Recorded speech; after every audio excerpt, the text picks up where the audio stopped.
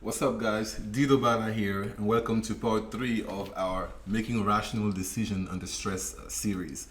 The focus today is going to be on two things. The first thing is going to be understanding what neuroplasticity is, and number two, focusing on using simple examples and simple non-threatening situations to practice making good decisions or rational decisions so that when you're stressed, it's actually easier. So, number one, neuroplasticity is super simple. Think about it this way: your brain is plastic and can change.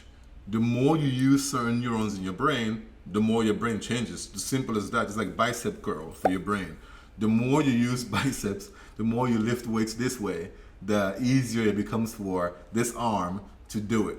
The more you use this one to do bicep curls, the more it becomes easier for you to do bicep curls. It's just as simple as that. And your brain actually changes. So that's why you practice, so that when you need to make a decision, you'll be better at it. So once you get that concept, now you need to actually understand that you don't need, in fact, you should not wait for a very stressful situation before you start practicing worst case scenario, best case scenario, and most likely. You got to practice that daily with very simple situations. For example, if you're a student and you're late to class, you know it's an important day. You were already late last week and you might have a test that day.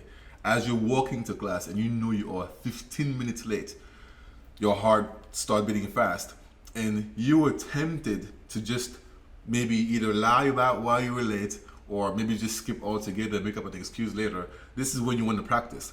Practice. What's the worst case scenario? Go through it like we practiced before. What's the best case and what's the most likely? Again, understand that by the time you get to the most likely, your rational brain is working and you can make a very, very smart decision. Same thing, for example, if you are late for an appointment, or let's say you have an interview and you're late. Again, you might want to go through super worst and then stay there, but you don't want to do that. Stick to the plan. What's the worst? What's the best? What's the most likely? And the reason why this is important is because think about it right now, we're in a pandemic.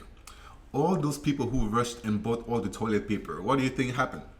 If you had been practicing worst case, best case, most likely case, your brain would actually change, like bicep curls. So your brain would just remember how to go from the extreme to the super positive and even funny to the rational. And so when you then look at the toilet paper and you're thinking, okay, well, should I buy this because the entire world is burning out? You know that at that point you don't have to do that, because once you can use your rational brain, you know that even if we run out of toilet paper, it's not that difficult to figure out a way to substitute that with something else. So that's how you are making rational decisions under stress. So this one is simple, but I want to recap for you. Understand that your brain changes. The more you use a muscle, the more you use those neurons, the better they become, the more automatic they become. It's like driving a car. When you first learn, you have to think about every single step, or riding a bicycle. But after a year of practicing, sometimes you get in your car and next thing you know, you're at work or at school without having even thought about what you were doing. That's neuroplasticity. And then don't underestimate the power of practicing with simple things. Practice with things that aren't threatening. Practice with simple things that don't have like serious consequences, because it's the same muscle.